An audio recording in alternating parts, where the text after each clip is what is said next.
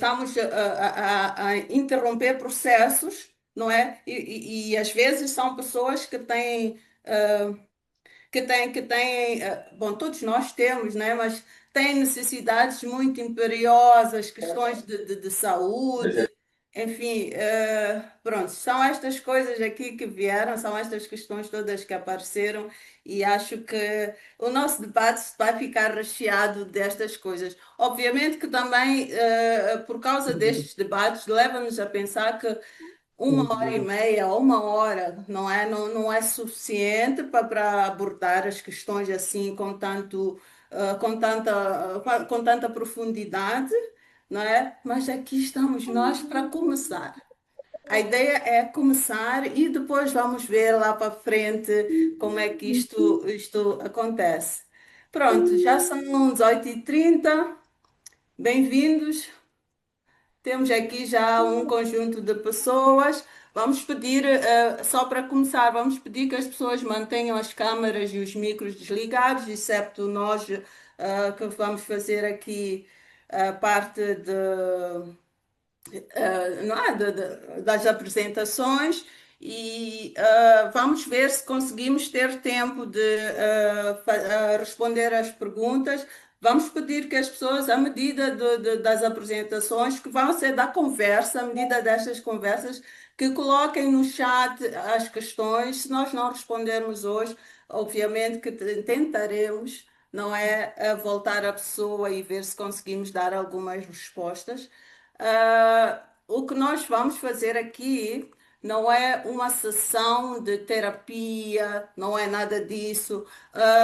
Todas as nossas opiniões, as nossas recomendações, elas não são lacradas nem gravadas em pedra, são opiniões próprias de pessoas que tiveram experiências, de profissionais que trabalham na área e que leem sobre isso também e que, portanto, têm alguma experiência. Então, o que nós trazemos aqui são sensibilidades, e sensibilidades elas podem vir com alguma carga muito própria, não é? Então vamos respeitar isso. Pronto, meu nome é Ana Moraes, bem-vindos ao Café com Ana Moraes. Isto é uma plataforma que nós criamos para podermos ter conversas informais, mas conversas que sejam de utilidade pública. É trazer a saúde mental, a gestão de recursos humanos, a saúde e segurança no trabalho, tudo para não é para um único lugar e tornar isto um assunto de comunidade, porque nós não estamos fechados num local, né? O trabalho entra em casa e agora todos nós estamos em casa e também de alguma forma trabalhar, então o trabalho entra em casa significa que também que a nossa comunidade precisa de ter o contato com aquilo que nós fazemos. Não sei. Então, vou pedir a cada um de vocês que se apresente. Apresente, não, eu vou ter a honra de dizer um pouco mais sobre o vosso percurso. Temos alguém que está com o micro ligado e eu não sei como fazer isto para desligar. Vou pedir às pessoas que prestem atenção aos seus micros, por favor. E então, o que é que representa para vocês este tema? Não é? Eu vou pedir que seja a Ana Batista, depois a Cissa e depois o Celso a começarem a cumprimentar a nossa audiência e dizerem para nós, em poucas palavras, o que é que representa estarem aqui e falarmos sobre este tema. Bom, boa noite a todos que estão aqui, não é? Eu chamo Ana Batista, sou médica, especialista em saúde pública, trabalho já há algum tempo, há algumas décadas. Então, este tema para mim, além de ser uma experiência pessoal, eu acredito que faz parte da vida de muitas pessoas que sejam tocadas diretamente ou indiretamente por esse fenômeno que estamos a assistir no nosso país. Não digo só no nosso país, eu acredito que faz parte de uma conjuntura um pouco mais global, mas nós estamos num lugar muito especial.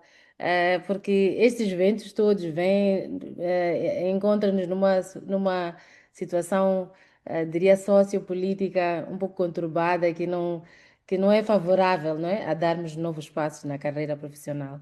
Então, é um prazer estar aqui. Obrigada. Obrigada, obrigada. Então, a Cissa. Olá, boa noite a todos. Eu sou a Cissa Gafur, sou psicóloga, sou coach e sou terapeuta também. Também já trabalho há algumas décadas, sempre, nos últimos anos, sempre na área de desenvolvimento de pessoas e organizações. Este tema de despedimentos coletivos, pronto, também é um tema que me toca, porque eu defendo muito a bandeira da saúde mental e felizmente nunca estive num processo desses, encaminhando ou dirigindo um processo de despedimento coletivo, nem nunca passei pela situação de fazer parte das pessoas que foram despedidas coletivamente. Mas já assisti uma situação de perto onde eu era consultora de uma empresa e vi um despedimento coletivo ser feito, eu diria, da pior forma. Vi pessoas a desmaiarem, vi pessoas a ficarem doentes, vi pessoas em situações de muita dor. Então, é impossível olhar para este tipo de situações e não ter empatia. Hum, ok. Obrigada. Obrigada, obrigada. Celso. Ok, ok. Boa noite a todos e a todas. Obrigado, Ana, pelo café. Acho que faltou um pouco o próprio café físico. Eu acho que a Ana podia providenciar, mas enfim. Tá, mas obrigado, e é também um prazer enorme estar aqui convosco, poder falar, enfim, da nossa humildemente pouca experiência nestas coisas, mas que significa alguma coisa do ponto de vista da relevância. E será um prazer trocar algumas ideias com todos nós. Ah, em termos de positivismo, felizmente eu já recrutei muito mais do que despedi. Hum, Então tenho um balanço super positivo sobre estas questões. E vai ser interessante vermos como é que as pessoas podem continuamente estar preparadas para eventos inesperados. Como é que eles fazem o coping com a situação de algo que aparentemente era fixo, mas que de repente hum, virou um pesadelo. Então, terei muito gosto em partilhar convosco. Também trabalho nestas áreas há bastante tempo. Felizmente, tenho a sorte de trabalhar mais na empregabilidade juvenil do que propriamente em qualquer tipo de despedimento, que é uma coisa horrível. ok. Ah, Principalmente termos que ser nós, seres humanos, a fazer um pouco, às vezes, só do ponto de vista mais de determinação mais holística da organização, em vez daquilo que são a nossa pretensão. Mas pronto, isso acho que vamos falar com algum detalhe mais à frente. Mas tenho muito gosto de estar aqui e, enfim, gostaria de ser espremido ao máximo por todos naquilo que eventualmente saberei e poderei partilhar. Obrigado pelo convite e cá estamos. Olha, muito bom, obrigada, obrigada, gente. De facto, este tema não é só um tema interessante, por causa da atualidade que ele é, mas também é um tema difícil de tratar-se, considerando que pessoas perdem o seu emprego e perdem também a sua, de alguma forma, identidade. E obrigada a vocês por terem aceito este convite. Eu gostaria de passar a apresentar-vos, eu iria apresentar-vos a todos e depois a passar a pergunta a cada um de vocês, não é uma pergunta introdutória, assim poderíamos conversar melhor, de uma forma mais fluida. Um pouco sobre a Ana Margarida. A Ana Margarida Batista é médica especialista em saúde pública, gênero, proteção social e emergência em saúde, com mais de 16 anos de experiência. Liderou projetos de infraestrutura, políticas públicas e protocolos contra a violência de gênero, sendo reconhecida pelo Ministério da Saúde em 2020. Gostaríamos de ouvir um pouco sobre isso, Ana. É coautora de publicações técnicas da OMS e do governo, defendendo abordagens centradas nas pessoas e direitos humanos, que é um pouco o que nós estamos a falar aqui.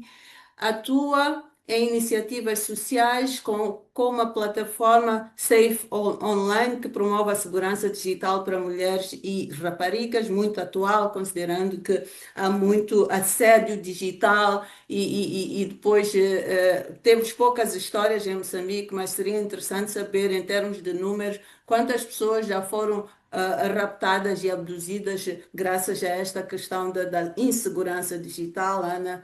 Isto é interessante. E depois também tem aqui com outra plataforma que é a Cama Moese, que oferece apoio a adolescentes em situações de emergência. Bom, estamos muito contentes por ter a Ana aqui conosco, que vai compartilhar as suas experiências, reflexões sobre enfrentar as transições com empatia, visão e estratégia. Muito obrigada, Ana, por estar aqui conosco. Vou falar um pouco sobre a Cissa, não é? Que ela é uma mulher moçambicana, casada e mãe de duas meninas e é apaixonada pela vida e pelas pessoas. O seu propósito é inspirar e ajudar outros a descobrirem o seu potencial máximo para alcançarem a felicidade e o bem-estar. Tem formação em psicologia do trabalho e das organizações e possui 24 anos, que parecem 2 anos pela carinha linda e delicada, não é? Incluindo nada contra. Bom, vamos deixar os elogios. É melhor, senão entro num mato que não consigo sair. Então, trabalhou em marketing, em vendas e nos últimos 16 anos tem focalizado no capital humano, em formação e desenvolvimento organizacional, que tem muito foco, está muito ligado e alinhado àquilo que nós vamos tratar hoje.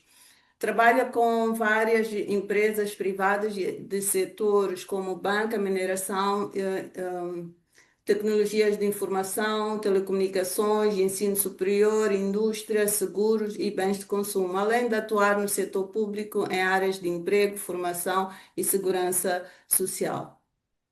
No âmbito social, atende famílias de todas as idades. Os seus hobbies são a leitura, a culinária, o yoga, fotografia e também viagens.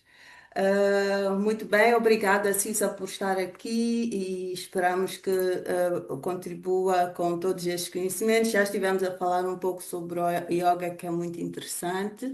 Agora passo a apresentar o Celso Citoy, que é psicólogo social e das organizações, e recentemente completou um MBA em gestão de felicidade, que é o tema que está muito em voga ultimamente e também tem alguma suspeição. As pessoas percebem como felicidade. Agora vamos andar aqui sob nuvens e plumas de algodão no trabalho, todo mundo a sorrir. Então, o que é que significa isso? O que é isso da felicidade organizacional? Que também a CISA tem uma formação mais ou menos similar. Não é?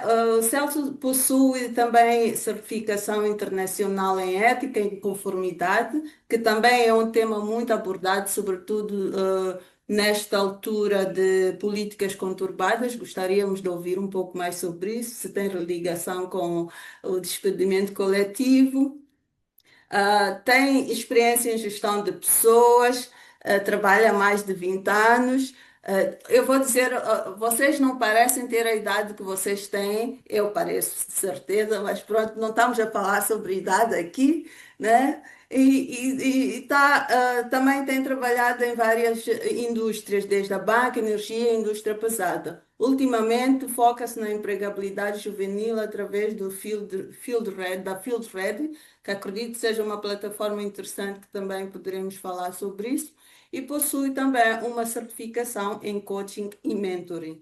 Eu penso que nós temos aqui uma tripla que vai nos ajudar a compreender um pouquinho mais estas emoções que se ligam à questão do despedimento coletivo e vão nos ajudar também a saber que passos é que nós podemos tomar para nos sentirmos mais confortáveis conosco e aprendermos a resiliência e a resistir a esses momentos que são difíceis, mas também podem ser encorajadores. Agora uma pergunta para a Ana. Eu não sei se vocês querem acrescentar alguma coisa sobre aquilo que eu disse, não é? Eu repito, toda a gente é bonita e maravilhosa, tá? Então, Eu só tenho, eu só tenho um comentário que, enfim, diz. há algumas sensibilidades de género agora. E eu já fui 3 vezes consecutivamente deixado para terceiro plano. Primeiro sempre é a Ana Batista, depois é a Cissa e depois sou eu. Então, eu estou muito sensível a estas coisas e peço para em alguma altura também aparecer à frente, tá bem? Ok. Pronto. Então, por causa deste pedido que estou mesmo comovido, e eu, inclusive, estava a pensar que nós poderíamos, não é? Que poderia haver aqui alguma sensibilidade, considerando que está entre três meninas, não é? Então, acho que vale a pena nós começarmos mesmo pelo Celso. Celso, diga uma coisa, com a sua experiência em gestão de pessoas, com MBA em felicidade organizacional e foco na empregabilidade juvenil, como é que define a felicidade organizacional e quais são os primeiros passos que as empresas e profissionais podem dar para promovê-la, mesmo nestes cenários tão difíceis como é o despedimento coletivo? Oi. Meti-me uma própria argola em mim próprio, meu Oh, Deus. desculpa, somos flexíveis. Não, obrigado, excelente questão, Ana. Ah, enfim, como tu dizias há pouco tempo, a felicidade não é só um jargão, não é só uma nova moda do ponto de vista organizacional. Ah, nós até partimos daquele velho princípio. Se eu passo a maior parte do tempo da minha vida numa organização, como é que não posso tentar ser feliz nesse tempo? Se, aliás, não tenho tempo para mais nada, Hum, ok? Então, este propósito começa a ser um bocadinho mais emergente agora, porque, enfim, as pessoas já perceberam que, e aí vamos falar um bocadinho de uma parte mais fria das organizações, principalmente se ligarmos isto aos despedimentos, é que, independentemente de eu ser feliz ou não, se esta empresa amanhã, por motivos tecnológicos, por motivos estruturais, organizacionais, decidir que eu já não valho aquilo que valia, eles desfazem-se de mim. hum, Então, o conceito aqui tem que ser, ok, eu tenho um propósito com esta organização, encontro-me realizado com ela, sou feliz no dia a dia, porque, aliás, partindo até do fim, se eu não tenho estes princípios todos, por exemplo, o propósito, o engajamento, a, o relacionamento perfeito com colegas, objetivos claros, remuneração também equivalente, etc., eu posso evitar tudo isso, se não tenho, saindo antes de ser apanhado pelo processo de despedimento. Se não tenho estas coisas todas, eu é que estou a mais. Então, o despedimento coletivo até vem a propósito, para eu procurar efetivamente aquilo que é o meu propósito. Então, o relacionamento destas coisas todas tem muito a ver com quem é que eu sou, o que é que eu quero fazer, que valor eu trago para a organização, para mim próprio e para a sociedade. Se estas condições não estão presentes, eu próprio antecipo o meu despedimento e vou-me embora antes. E evito um bocadinho até do sofrimento que este tipo de despedimentos causa. Entretanto, nós sabemos que, enfim, há uma fase muito mais elevada do ponto de vista da pirâmide de Maslow, em termos de necessidades. Há uns que podem estar um bocadinho mais presos à falta de propósito, porque não têm, estão ainda a tentar resolver questões básicas. Então, estas pessoas estão necessariamente forçadas a aguentar necessariamente aquilo que é as necessidades da empresa, mas sem poder ter esta decisão forte de dizer, olha, eu vou-me embora. Quanto mais vai subindo na hierarquia, nós começamos a ter outro tipo de valores. E esses valores é que nos fazem sentir se vale a pena continuar nessa organização ou efetivamente deixá-la de uma só vez. Por outro lado, o que eu costumo dizer em relação à questão do despedimento em si, o que eu costumo dizer é que as pessoas têm que estar preparadas todos os dias para serem despedidas. hum, E o que é que eu quero dizer com isso? Estar preparadas para ser despedidas todos os dias significa ter não só o CV atualizado, mas também estar conectado com a sua rede de contactos. O que é que se passa? Eu não estou de vez naquela empresa. Eu tinha um diretor brasileiro já muito sénior na organização, que ele vinha sempre com uma pasta e ele dizia, e era muito sénior mesmo, já era uma pessoa com muita experiência, e era diretor-geral de uma empresa chamada British American Tobacco. E ele dizia, Celso, nesta minha pasta, eu trago sempre o meu CV. E era uma pessoa super sénior, não precisava nem sequer fazer a atualização do CV, mas ele dizia: nem eu que sou eu, não sei o que me vai acontecer amanhã. Então eu Hum, tenho toda hora o meu CV atualizado. E Ana, não falo só do CV atualizado do ponto de vista de olhar para a forma, ou olhar para a escrita, não. para a fonte. Hum, Estou a fazer algum MBA, estou hum, contactado com webinars, estou contactado com workshops. Se me acontecer alguma coisa, eu posso ligar para a Ana amanhã e dizer: olha, estou disponível porque tenho hum, aquela formação em saúde e segurança no trabalho. E fico hum. imediatamente pronto para um novo desafio. Para terminar, Ana, só para não tirar muito do protagonismo, eu vi uma expressão hoje que gostei e gostava de partilhar convosco. Gostei muito, que dizia assim, e é do Jorge Coutinho, uma pessoa que eu e a Cissa temos algum carinho, porque é um mentor que vale a pena seguir. Ele Hum. dizia assim, e eu gosto muito dessa expressão: a vida continua mesmo que ela te amarrote. Oh, Então, uau. a minha perspectiva do despedimento é que não é passo o jargão em inglês, não é um life-ending exercise, não é um exercício que traga tudo e acabou tudo. É claro, causa efetivamente um certo desconforto, mas e tal se isso não for uma oportunidade nova para fazer coisas diferentes e que te aproximam um bocadinho mais do teu propósito? Hum. Enfim, para começar, eram estas as palavras que eu tinha para partilhar, Ana. Ok. Acho muito interessante esta coisa de continuarmos a trabalhar na nossa aprendizagem, continuar a fazer cursos, a atualizar o nosso CV, mas não o nosso CV como pessoas. Como é que nós estamos como pessoas e fazermos o questionamento: será que eu estou alinhada a esta realidade e como é que isto pode me tornar empregável ou não? E acho que isso Yeah. é muito interessante. E, de facto, quando a vida dá-nos um choque, não é? Vale a pena nós estarmos preparados para isso. Daqui a pouco falamos um pouco sobre essas ferramentas. Eu agora dirijo-me para a Ana Batista aqui, que eu acho que é muito interessante, porque ela esteve do outro lado. Nós, normalmente, como consultores, não é? Pelo menos essa é a identidade de todos nós, mas a Ana esteve um tempo em empresas do terceiro setor, em ONGs, e em posições de liderança. Eu gostaria de saber como é que, diante destes desafios económicos em Moçambique, e não só, que a Ana falou bem, muito bem na introdução, como é que encontramos as empresas a ponto de dizerem: ok, despedimento coletivo, e como é que os profissionais lidam com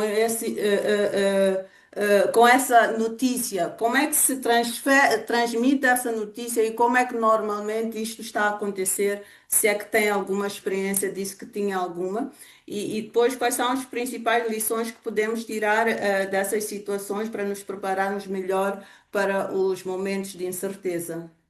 Quer a um nível individual, que vamos falar mais com a Cissa, que eu gostava de ouvir da Cissa a questão da saúde mental, mas sobretudo a nível das organizações. Bom, obrigada. E obrigada, Celso, por ter iniciado tão bem, não é? E vi tanta ahm, similaridade com muitas coisas que nós íamos a falar aqui, não é? Mas eu ia começar por uma palavra que tanto a Ana Moraes como o Celso falaram, que é o propósito, né? Hum, Antes de falar do contexto das organizações. É muito importante que eh, este sentido, não é? Por que que nós fazemos as coisas que fazemos? Por que que nós estamos na área em que estamos a trabalhar? Porque isso não morre, não é? Isso não acaba com um despedimento, porque nós temos um propósito, não é? E é bom sempre construindo esse propósito. Eu falo isso mais por causa não só da minha área, não é? É da área de violência contra a mulher, violência contra a criança. E eu sempre digo aos meus colegas, por acaso alguns estão aqui, mas nós temos que ter um propósito. hum, E temos que viver de acordo com este propósito. Então, quando temos esse propósito, há sempre uma esperança e um sentido de sentir, de saber que somos necessários, não é? hum, Porque ainda há muita coisa por fazer. Mas olhando para a questão das organizações, Ehm, eu devo dizer que, pela minha experiência pessoal, há pouca preparação em relação ao despedimento coletivo. Mesmo quando os projetos têm data para terminar, eh, muitas vezes a gente só espera a data para receber a carta. Então, que tal? A minha carta saiu, meu nome está na lista. É esta ansiedade que paira nas organizações quando chega a altura de finalizar um projeto, terminar um ciclo. Mesmo sabendo nós que, olha, um projeto tem início e tem fim, temos sempre a esperança de, olha, vamos continuar. Mas é importante também tal como nos preparamos para o início, vejo muitos projetos no início fazem um bom engajamento, temos stakeholders, fazem planos incríveis, mas quando chega a altura de terminar o projeto, pensamos nas atividades, não pensamos nas pessoas com quem nós trabalhamos, que nos deram aqueles ganhos para esses projetos, que deram a sua vida, o seu tempo, o seu empenho, não é? E que fazem parte do nosso propósito. Então, esta é uma questão muito importante para que seja incluída, não é? Num processo de finalização de projetos, num processo de despedimento coletivo. É preciso que os trabalhadores reganhem a autoestima, não apenas aquele procedimento seco e impessoal, não é? Olha, estamos sem fundos, recebemos essa notícia do nosso doador, então a partir da manhã vamos ter esta questão. Porque por detrás dos nomes, por detrás dos números, são pessoas. Hum, E às vezes é muito difícil perceber isso, o sentimento de perda, o sentimento de choque e de abalo que muitas pessoas sentem quando perdem o seu emprego. Porque o emprego, como dizia a Ana Moraes, além da identidade, ele tem uma conotação, diria, se eu tenho um emprego, eu vivo, eu existo, não é? As pessoas que não têm, que estão desempregadas sobrevivem, mas eu ok. existo. Não Hum, é? Porque eu tenho um emprego. hum. Então, essa é uma questão extremamente importante. E acredito eu que muitos, espero que estejam a ver ainda, Tá, mas tá. acredito que muitas organizações ainda precisam de muita coisa, um esforço acrescido para dar valor ao que mais importante tem, que são as pessoas. Hum, E neste processo de despedimento coletivo, muito do que é o valor das pessoas é perdido.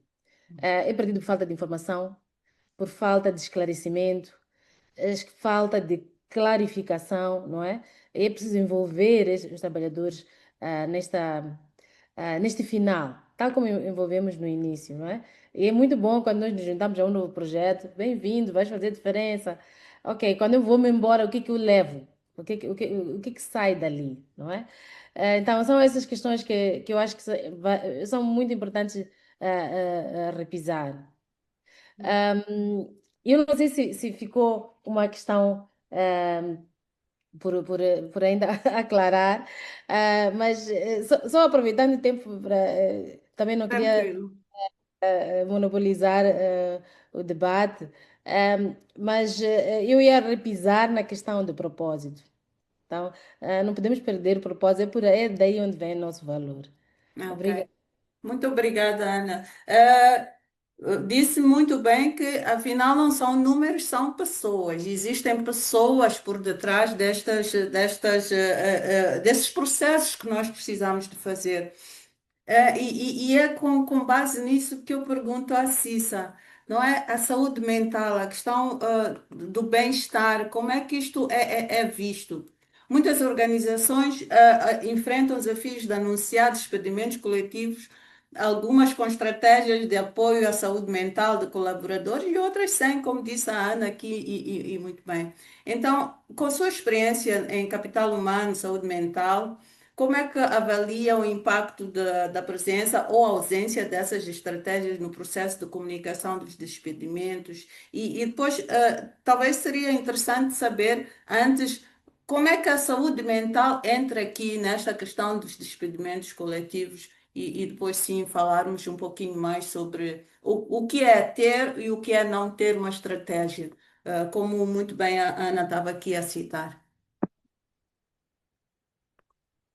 Ok, obrigada, Ana. Sobre a questão da saúde mental nas organizações, daquilo que é a experiência que eu tenho, de trabalhar com empresas e nestas questões relacionadas com pessoas e com bem-estar, lamentavelmente, eu vejo muito poucas empresas com estratégias estruturadas de saúde mental.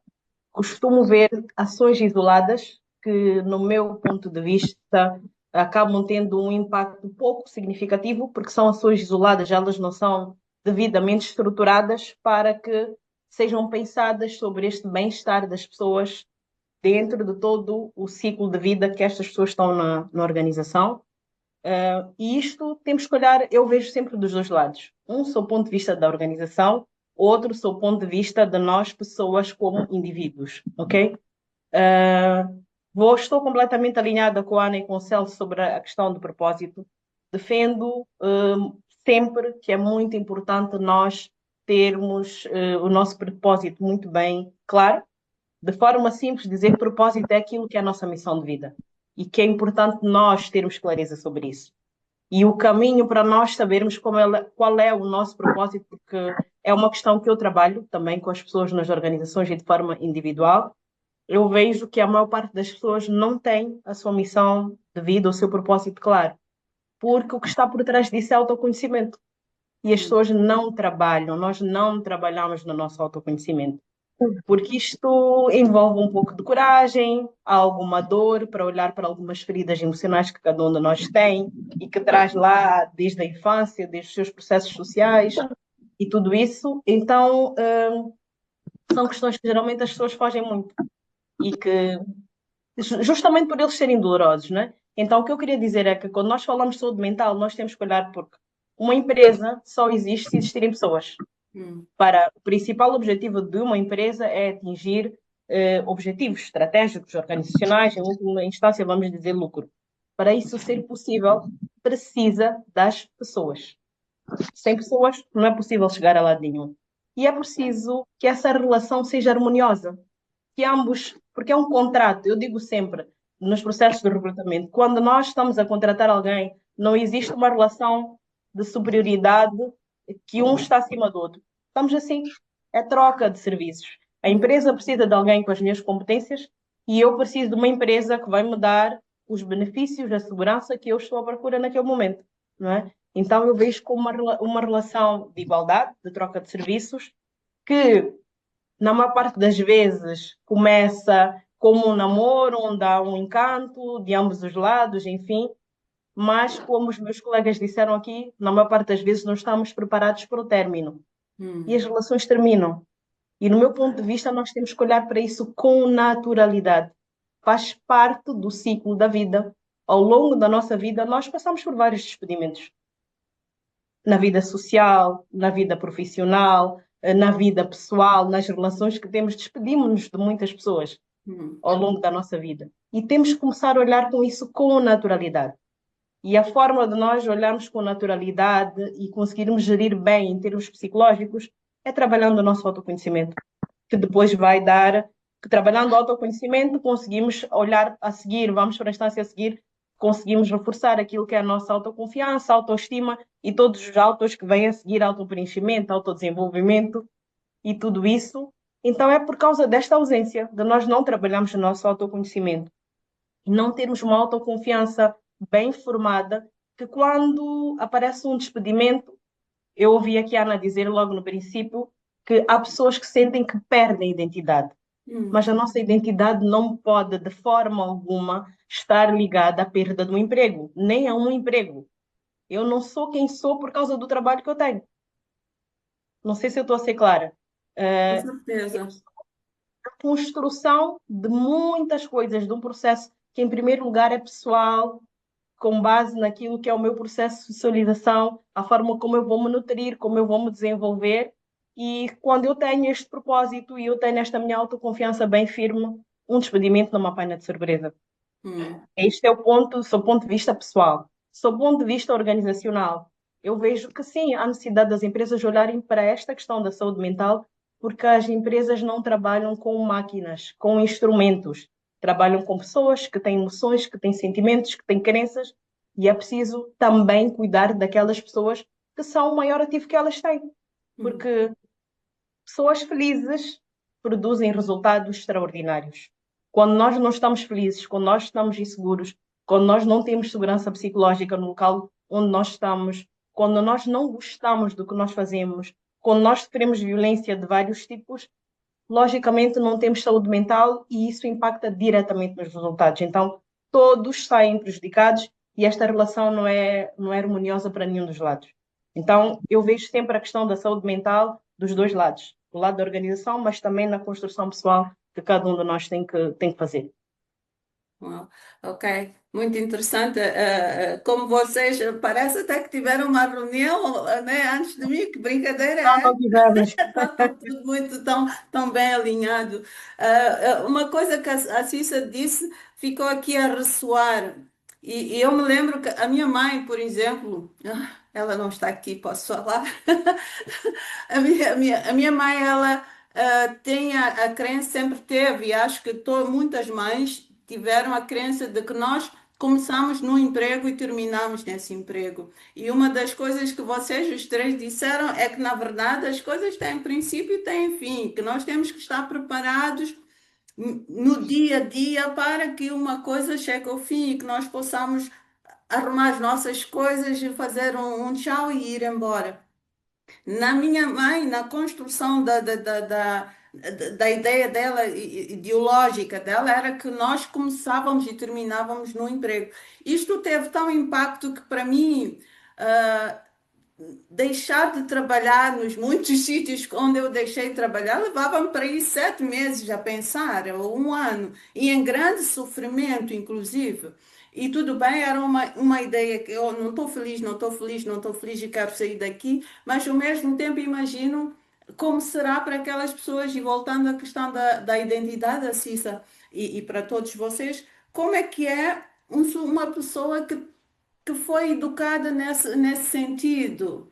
E são muitos na organização, nas organizações que são educados a pensar que eu vou, não é? Tenho um contrato, eu vou ficar por aqui mesmo, não é? Tenho o meu salário no final do mês, não é? E está tudo bem. E obviamente se eu sou professor, eu sou professor e é a minha identidade, a minha profissão. É uma provocação para a Cissa, para discutir um pouco, né, esta questão da identidade, o que é isso da identidade e como é que isso vai afetar na questão do desemprego.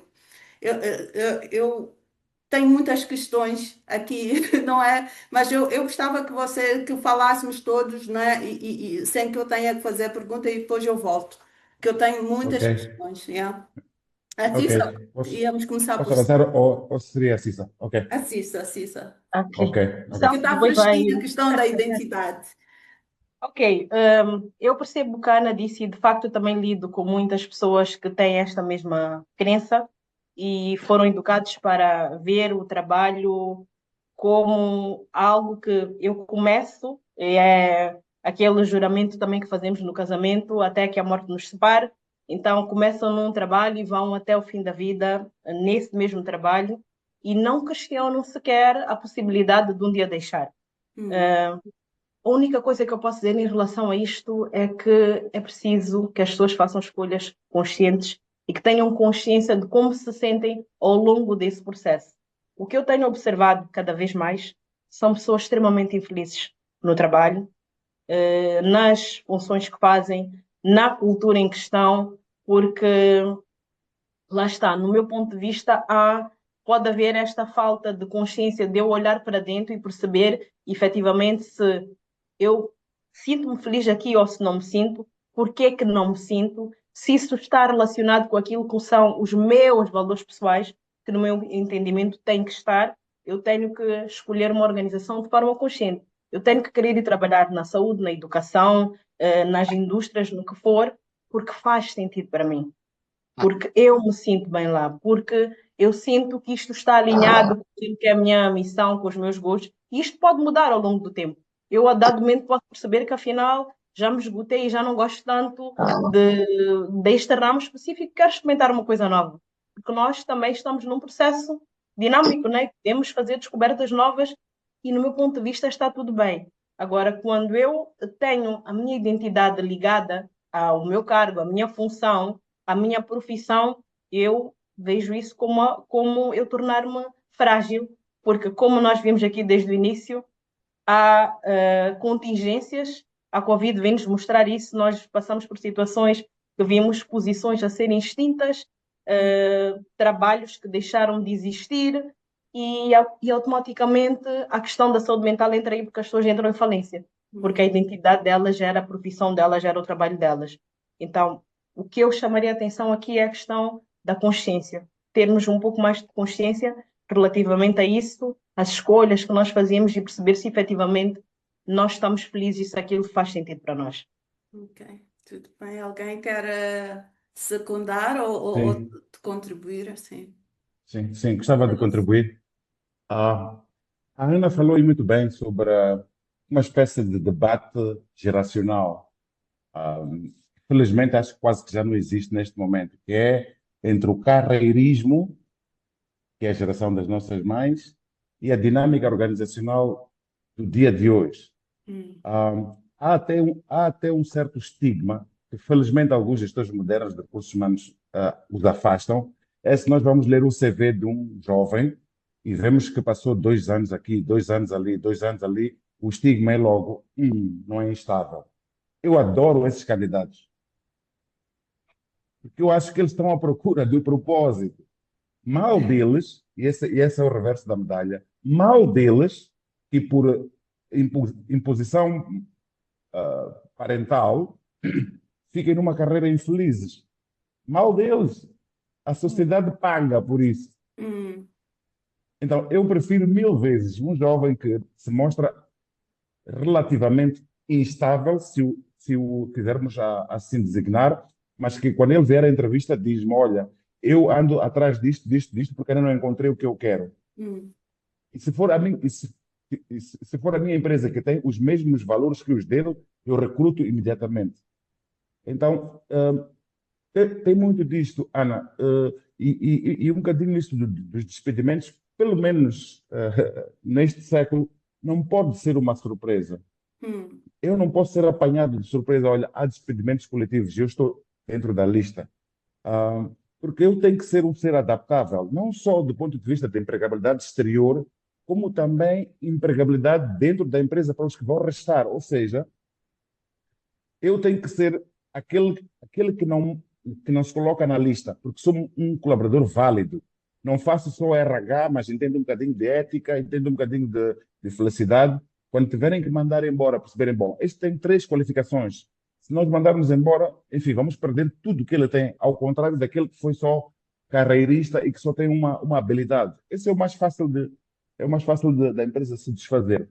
Queria regressar um bocadinho ainda, se não for muito, relativamente à parte da humanidade das empresas nos processos de despedimento. Eu já Quero vi as falar. duas coisas. Eu já vi as duas coisas, Ana e colegas. Já vi empresas que se sentam num boardroom e têm um programa de Excel que tem nomes. E esses são nomes mesmo. Ao contrário do que a Cissa dizia, não, para aquela empresa, o capital humano não é o mais importante. É custos organizacionais e ter que despedir pessoas para termos um cash flow ajustado. Já vi esses processos. Infelizmente, são a maior parte.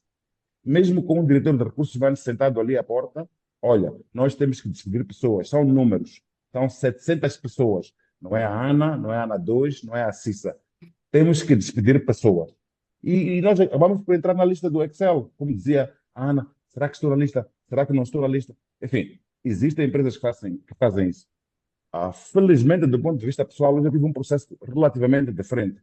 Não era necessariamente despedimentos coletivos, mas era redução drástica de força de trabalho. Enfim, podemos arranjar diferenças para isto, mas era mesmo isso. Não era despedimento coletivo, mas era ajustamento da força de trabalho às necessidades da organização. E foram escolhidas pessoas de forma seletiva, tendo em conta a avaliação de desempenho, tendo em conta a incorporação dessas pessoas na cultura da empresa, a mais-valia que traziam como pessoas, etc, etc. E os que não cabiam neste processo, fazia-se uma espécie de preparação para o desemprego. Hum, yeah. Antes mesmo de despedi-los. Olha, tu com este pacote indemnizatório, antes de nós te darmos, podemos tentar desenvolver um business plan para Uau. tu manteres a tal dignidade de não seres um desempregado. Ou seja, levas este valor e não é na próxima semana estás a pedir esmola quer dizer que já não tens emprego, etc, etc. Não. Faz de forma mais ou menos consistente a tua saída do local de trabalho com estas ferramentas que a empresa dá.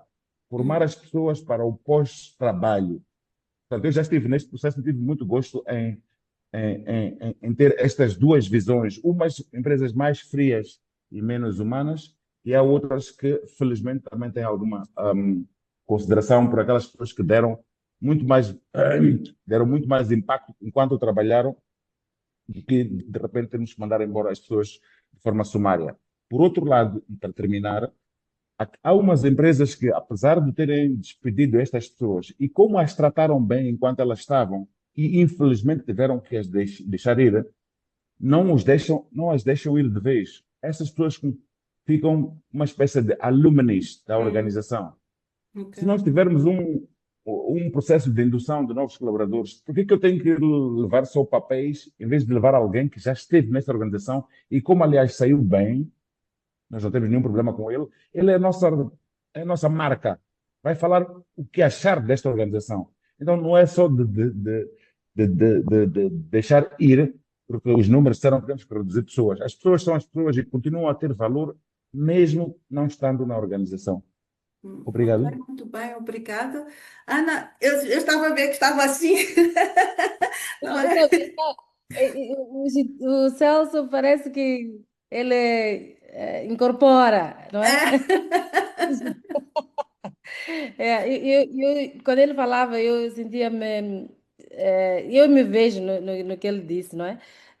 E são palavras muito marcantes, até vejo que o Neliten aí postou, vale a pena, vai além de apenas gostar do que se faz, não é? Então, e eu acho que este é extremamente importante. Mas eu queria reforçar uma questão. Depois de um despedimento coletivo, é verdade que nós temos essas recomendações todas, mas muitas vezes o sofrimento, essa desconexão, essa questão de identidade, eu sou eu sou apenas aquilo que está no meu crachá. E o tempo também ajuda a misturar a pessoa ao seu cargo, à sua posição, ao trabalho Hum, que faz. hum, Com o tempo, nós esquecemos de atualizar o CV, por exemplo, não é? E ficamos um pouco inaptos para lidar com uma situação como esta de um despedimento coletivo. Porque muitas vezes nos encontra despreparados.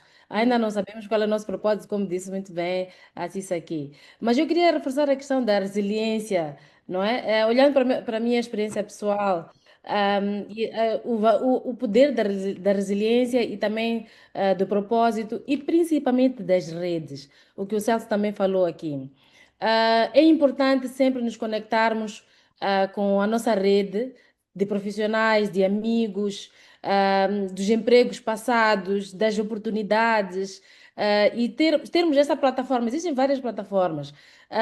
Como eu já falava com a Ana, as plataformas do WhatsApp, dos profissionais, e o do LinkedIn, e manter o seu CV atualizado, mas reforçar que esta atualização tem que estar, tem que mostrar o impacto, não é? Das atividades que nós fazemos, mais do que tarefas. O que que eu, por exemplo, o que que eu fazia, o que que eu faço na minha organização quando estou a fazer planos de trabalho, de viagens. Eu estou a contribuir para que menos crianças sofram violência, assédio, exploração. Eu estou a contribuir para que projetos sejam mais seguros. Então, olhar para e nós nos olhamos assim muito mais abaixo, mas se levantarmos a cabeça, nós vamos ver o mundo que nós impactamos. hum, Porque por mais que eu trabalhe numa fábrica e meu trabalho seja apenas pôr uma caixa dentro da outra caixa, eu tenho que perceber para aquela caixa para onde é que vai. Se calhar vai hum, matar a fome de crianças. Será que vai dar emprego a outras pessoas?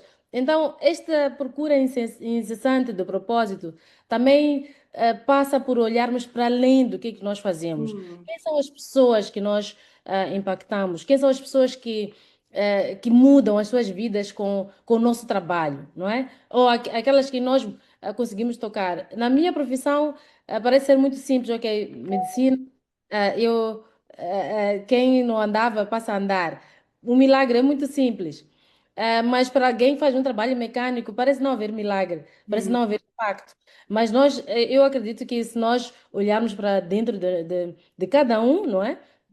Vai perceber o impacto que faz na vida das outras pessoas, porque nós todos temos este potencial.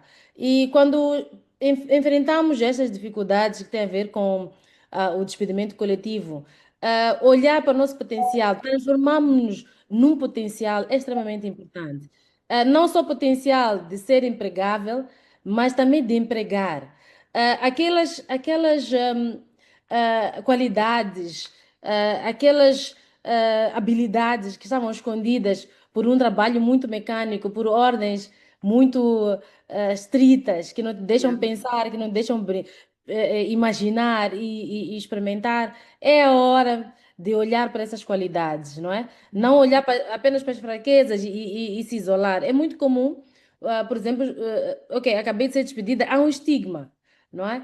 Eu não posso ir para a festa porque já sabem que eu não tenho emprego. Eu não posso ir para não sei aonde, sabem que eu perdi. Já não sou aquela pessoa, né? Uhum. Não estou naquela posição. Mas é a altura de se expor, de mostrar que estamos ali e que ainda podemos dar alguma coisa. Então, essa questão é extremamente importante e queria repisar, não como uma receita mágica, mas como tinha dito a Ana Moraes, que eu sou uma pessoa otimista, não é? Por mais que a casa esteja a arder, epá, se eu saio dali, eu ainda estou viva, posso fazer alguma coisa. Então, é preciso que olhemos para o futuro com otimismo. Por mais Claro. que todas as probabilidades estejam a dar errado. Olha, há despedimento aqui, e ali, e ali, e ali. Ok, mas se há um despedimento, há um vazio, não é? E que vazio é esse? Então vamos preencher esse vazio, não é? Que existe. E é preciso olhar para essas questões também. Muito interessante.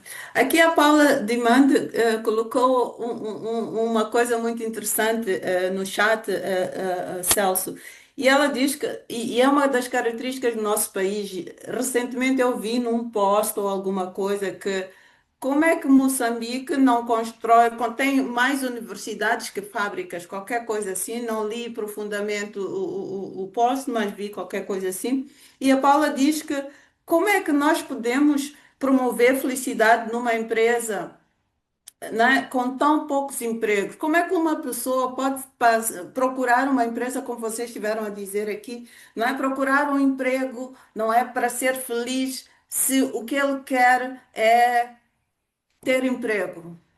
Com isso da felicidade.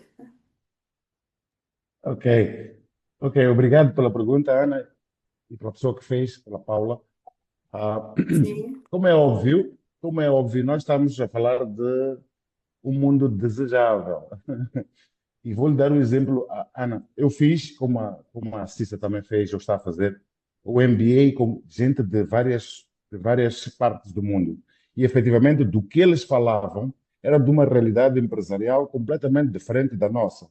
Hum, Ou seja, para esses países, o propósito mesmo é procurar felicidade, independentemente das remunerações, ou dos benefícios, etc, etc. O que é, como a Ana fez o comentário, o que é normal mesmo para Moçambique. Ou hum, seja, nós não podemos fazer uma destrinça entre procurar ser feliz num país pobre, num país com necessidades extremas, e com níveis ainda não tão elevados como pessoas que procuram o seu propósito antes, por exemplo, de terem as necessidades de Maslow resolvidas. Então, eu não estou a trazer só uma fórmula mágica, a dizer, olha, senhores, podem não comer amanhã e venham para esta empresa e vocês vão ser felizes, porque eu tenho uma série de propostas de employee, valor empresarial para te oferecer. Vais uhum, chegar aqui, vais ter um sítio para fazer as unhas, tens flexibilidade de trabalhar de casa e trabalhar na empresa. As coisas não são bem assim. Mas hum, felizmente estamos a começar de algum lado, e esse lado é pessoas um bocadinho mais experienciadas, que já passaram por esses eventuais desapontamentos de um despedimento sumário. Então começam a pensar, bem, olha, eu dediquei tanto àquela empresa, adorei trabalhar para ali, ainda assim me colocaram na lista dos despedidos. Então, será que eu quero continuar a ser vítima do que a vida me traz, ou eu quero ativamente fazer com que eu tenha algum controlo da minha vida? Hum, Então, a felicidade entra um bocadinho aqui, Ana, e eu acho que se tivéssemos que pôr dois diapasões aqui, as pessoas que são despedidas são muito vítimas do que lhes acontece na vida. As pessoas que querem ser felizes adaptam-se à vida e fazem com que a vida seja o que elas querem, não aquilo que lhes acontece. E isso é uma decisão consciente. hum, Não podemos ser só vítimas de uma folha de Excel. Passo, passo o exagero. Nós podemos ser, e dizia bem a Cissa, nós estamos em igualdade de circunstância com as organizações. As organizações não são nem mais nem menos do que nós, aliás, elas dependem um pouco de nós. E hum, esta dependabilidade é um bocadinho até um síndrome colonial. hum, Do estou a pedir emprego, estou a pedir emprego. Nunca ninguém vai lá e diz, eu estou a oferecer minhas competências. Ou hum. quer, ou não quer. Se não quer, olha, eu vou procurar, de onde for, mas não me vou entregar porque simplesmente preciso de trabalho. Então, para ir de encontro à resposta da Paula que perguntou, eu não estou a querer trazer um cenário ilusório de que a partir da manhã todos estão nesta live, deixem os seus trabalhos e dizem eu quero procurar o meu propósito. Não. Estou a dizer que isto pode ser paulatinamente feito, ou se não agora, que as circunstâncias não permitam, mas começar a olhar para o futuro como eu serei mais produtivo e mais feliz se tiver encontrado o meu propósito e darei muito mais à própria organização que me contratar. Mas isso tem que ser feito de forma paulatina e enquadrado num contexto em que eu não fique numa posição sofrida. E Tá acho, bem? acho muito interessante voltar a Cissa, acho que eu estava a ver também algum movimento aqui. Acho muito interessante esta questão de procurar outro. E eu queria acrescentar, talvez também acrescentar, procurar aqui, na minha empresa, a questão da contribuição social que a Ana estava a falar, não é? Porque se eu souber que limpar a casa de banho, não é? Vai fazer com que o meu colega ou minha colega que entre lá se sinta mais agradável e faça as suas necessidades e vai mais rapidamente sentar-se no seu gabinete e fazer o seu trabalho, não é? Isso é uma forma de eu contribuir socialmente, não é? Para o bem-estar das outras. Então, eu tenho valor.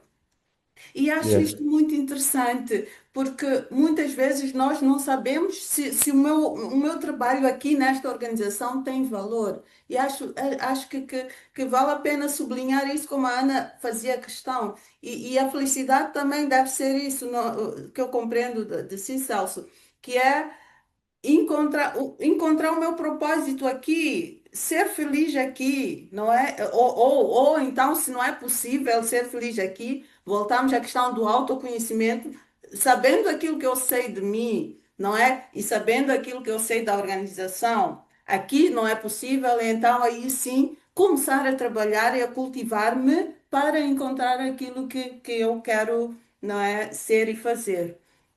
Uma Yeah. das coisas que perguntaram aqui também no chat, e foi o Delfim, como é que nos preparamos para o abrupto fim? E eu estava aqui a considerar a Cissa. Muitas vezes as nossas empresas, como disse muito bem, as nossas empresas, aliás, a Ana também, todos vocês combinaram, pronto, não é? Há empresas que tratam os indivíduos como máquinas e há indivíduos que tratam o seu trabalho também sem nenhum afeto, não é? E isso pode levar a que nós sintamos algum desligamento, um síndrome depressivo. Acredito que uma pessoa que não tenha esta questão, que se identifique demasiado com a posição e não com a contribuição e com o propósito, não é? Possa ter mais dificuldades em se reajustar, não é? Mais facilmente que os outros. Então, assim, eu gostava de pensar, de ouvir de si. Como é que um sujeito, ou uma sujeita, eu costumo dizer isto a brincar, mas um sujeito, não é? Ele pode se reinventar saindo de uma empresa doente, psicologicamente Hum, falando. Como é que hum. nós podemos trabalhar isto? E o que é que significaria, por exemplo, sair em burnout? doente? Ok, se calhar dizer que a primeira coisa é iniciar mesmo este processo de cura, né? E o processo de cura parte, em primeiro lugar, por eu olhar para dentro, né? Olhar para dentro, para os recursos que tenho. Às vezes, nestas situações onde já vimos que são mais críticas, não é possível sem apoio profissional e saber que nós podemos, e na verdade eu acho que todos nós devemos sempre, em todas as situações que nós considerarmos que nós não conseguimos lidar com as adversidades da vida, não ter vergonha, porque eu vejo que isto também ainda é um estigma e que as pessoas têm muita vergonha de procurar um psicólogo, de procurar um terapeuta, dependendo da situação, ir procurar um psiquiatra. Pronto, procurar profissionais que estejam aptos para apoiá-lo neste processo de, de reestruturação, né, em termos psicológicos, para aprender a gerir melhor as suas emoções, não, para nós não sentirmos que a nossa vida acabou porque aquele emprego acabou para nós. É uma situação, é uma página da nossa vida que se fechou, mas nós temos condições de, como disse a Ana, usar a nossa resiliência para, naquele momento que parece ser o fim, provavelmente aquilo que eu vejo que a vida tem mostrado é que geralmente quando nós estamos lá no fundo do poço é quando nós percebemos efetivamente as forças que temos, que às vezes para muita gente até é surpresa que as pessoas percebem, uau, eu não sabia que era tão forte assim, uau, eu não sabia que eu tinha tanta capacidade. Mas eu volto a dizer que eu acredito que se nós começarmos, nós não precisamos esperar chegar à crise para termos que nos socorrer destas questões todas. Se nós apoiarmos numa estratégia de começar a desenvolver-nos mais cedo, começar a olhar para as nossas, para aquilo que são os nossos pontos fortes, para aquilo que são os nossos pontos fracos, que eu também tenho que fazer com que eles fiquem fortes, ou pelo menos que não me prejudiquem, eu estarei melhor preparado para essas situações e olharei para essas situações com naturalidade, porque eu penso que a melhor forma de nós tratarmos de uma situação de doença é, em primeiro lugar, prevenir, não é? Alimentar-nos de comportamentos, de ações, de atitudes que evitem que eu chegue a este nível. Porque quando eu chego a este nível, há pessoas que já chegam num nível extremamente elevado que às vezes temos situações muito mais, que o término às vezes dá em suicídio. Acontece também estas situações extremas, onde a pessoa olha e pensa que a vida chegou ao fim para ela e que não há mais nada para ela e que não vê outra forma a não ser pôr fim à sua própria vida. Lamentavelmente temos este tipo de situações, temos situações onde não é suicídio, mas as pessoas desenvolvem doenças que ultrapassam o burnout e que têm AVCs, que têm situações que levam mesmo à morte. Então, quanto mais consciência nós tivermos da importância de nos cuidarmos e de termos comportamentos que nos levem para um estado de saúde física, emocional, saudável, eu penso que a estratégia tem que ser isso. Nós começamos a olhar para isso com mais clareza. Isto não é uma coisa de livros, não são clichês. Temos que olhar para a saúde mental, para bem-estar com mais seriedade. Não é? E isto, para mim, em primeiro lugar, começa por parte do indivíduo, por parte de cada um de nós. Eu vejo há um monte de pessoas que estão no piloto automático todos os dias. Acorda, tem uma jornada de trabalho, o piloto automático todos os dias, mas nunca parou, nem sequer se conhece, nem sequer sabe quem é. Então, para este tipo de pessoas é muito mais fácil subirem de facto e terem uma carreira de ascensão muito elevada e depois quando se deparam com uma situação destas que nós estamos a dizer, elas são aquelas que mais fragilizadas ficam, porque nunca tiveram tempo para se nutrir, para se desenvolver, para se sentirem capazes de, olha, se amanhã acontecer uma situação de crise, se amanhã houver um despedimento, que estamos a dizer que faz parte, que acontece porque a vida também é cheia de incertezas, não é? As empresas que vão pela questão do despedimento coletivo têm uma razão. Em termos de legislação, isto está previsto na lei. As empresas podem, invocando os motivos certos, podem fazer despedimentos coletivos. Mas a questão é, eu estou preparado para isso, como é que eu lido com isso? A tal resiliência que estávamos aqui a falar. É legítimo fazer despedimento coletivo. Agora, a questão também que se coloca para o lado das empresas é como é que fazem? O Celso disse, já passou, ainda bem que existem, e também sei de algumas empresas que fazem isto de forma humanizada, seguindo todos os procedimentos que temos que ter em consideração nesse processo, mas aquilo que a minha experiência me mostra é que a maior parte não faz de uma forma humanizada.